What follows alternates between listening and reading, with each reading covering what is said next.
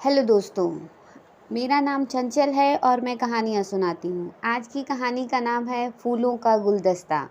आज की कहानी सुनाने से पहले मैं आप सबको कुछ कहना चाहती हूँ। मुझे पता है कि आप कुछ ही लोग हैं जो कहानियाँ सुनना पसंद करते हैं, लेकिन कहानियाँ सुनना एक दिमाग की एक्सरसाइज होती है जिससे कि हमारा माइंड विजुअलाइजेशन करता है और हमारा माइंड शार्प हो जाता है।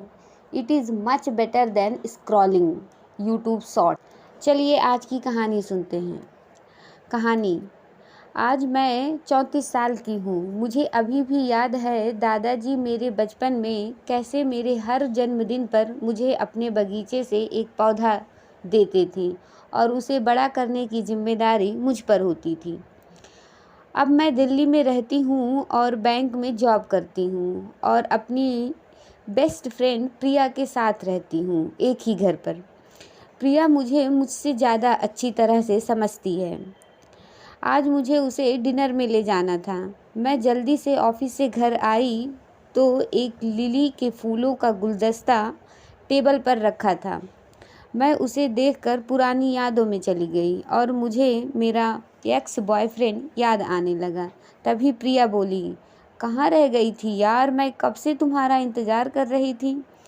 मैंने पूछा, ये गुलदस्ता तुम्हारे लिए आया है? नहीं यार, उसने कहा, बर्थडे तुम्हारा है तो तुम्हारे लिए होगा ना, पर नाम नहीं लिखा, कौन हो सकता है? मैं बोली, चलो जाने दो, होगा कोई, छोड़ो मैं रेडी होने जा रही हूँ। मैं यह कहकर कमरे में चली गई। यह गुमनाम गुलदस्ता मेरे दिमाग में बैठ गया था। मैं कमरे से बाहर आई तो प्रिया बोली, यार एम्बुलेंस का नंबर याद है ना? मैं डर कर बोली, क्या हुआ यार, अभी तो तुम ठीक थी। यार आज तुम्हें देखकर कई एक्सीडेंट होने वाले हैं। अच्छा जी। हम दोनों ने हंस दिया। अगले ही पल हम रेस्टोरेंट के गेट पर थे। अंदर गए तो पूरा रेस्टोरेंट फुल था। हम अपनी टेबल का इंतज़ार कर रहे थे। थोड़ी देर में हमें टेबल मिल गई। प्रिया ऑर्डर कर देने लगी और मैं यही सोच रही थी कि क्या ये गुलदस्ता प्रशांत ने भेजा था। पर 10 महीने हो गए हैं हमारे ब्रेकअप को, क्या उसे अभी भी मेरा बर्थडे याद था? पर मुझे अभी भी याद है कैसे उसने शादी करने से मना कर दिया था, ये कहकर कि तुम्हारे लायक नहीं हूँ मैं। कितना टूट गई थी मैं उस दिन। तभी प्रिया बोली, मुझे पता है तुम क्या सोच रही हो, प्रशांत तुम्हें भूल गया है, तुम भी भूल जाओ यार। मैं बोली, ऐसी कोई बात नहीं है यार, मैं वॉशरूम से आती हूँ। यह कहकर मैं वहाँ से चली गई। मैंने एक नंबर डायल कर दिया। नंबर प्रशांत का था। उधर सॉन्ग बज रहा था, मेरी महबूब कयामत होगी, आज रुसवा तेरी गलियों में मोहब्बत होगी। पूरी घंटी बजने पर फ़ोन नहीं उठा। मैं सोच रही थी मैं पागल ही हूँ जो मैं उसे कॉल कर रही हूँ, मैंने कॉल ही क्यों किया। तभी कॉल अगेन का मैसेज आया। मैंने उसे भी क्लिक कर दिया। पूरा गाना फिर से बजा और फ़ोन नहीं उठा। मैं अपने आप से ही बहुत गुस्सा थी। चलने के लिए पीछे मुड़ी तो प्रिया पीछे ही खड़ी थी। वो बोली, यार भूल जाओ उसे। मैं और चिढ़ गई। मैं बोली, चलो तुम ज़्यादा ज्ञान मत दो मुझे, तुम्हारा तो बॉयफ्रेंड है ना, तो तुम तो कहोगी ही ऐसा। तुम भगवान के लिए मेरा पीछा छोड़ दो, मैं तंग आ गई हूँ तुमसे। मैं वहाँ से निकल गई।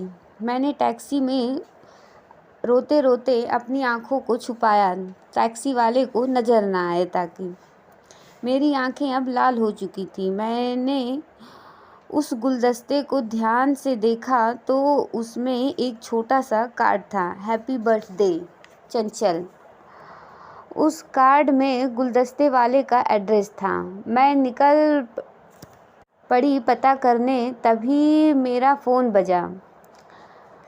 मैंने देखा तो यह कॉल प्रशांत की थी। फ़ोन उठाया तो प्रशांत एकदम नॉर्मल आवाज़ में बोला, हाँ बोलो चंचल, कैसी हो? प्रशांत के पास तो मुझे बोलने के लिए कुछ था ही नहीं।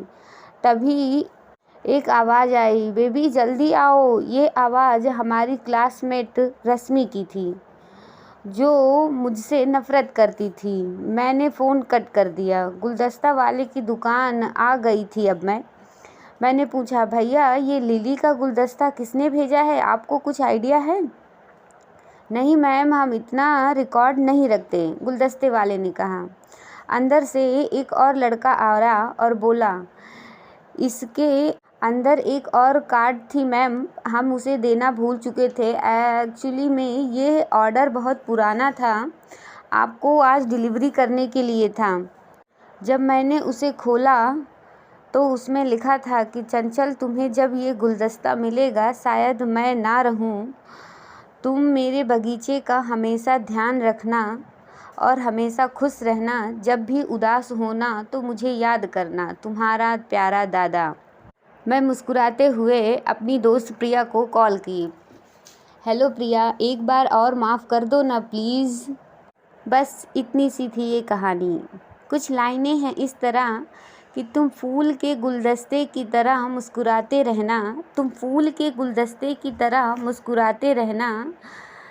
जब अकेले रहना तो मुझे याद करते रहना। तुम्हारी खुशियाँ किसी गुलदस्ते की मोहताज नहीं, तुम एक सितारे की तरह हमेशा चमकते रहना। धन्यवाद।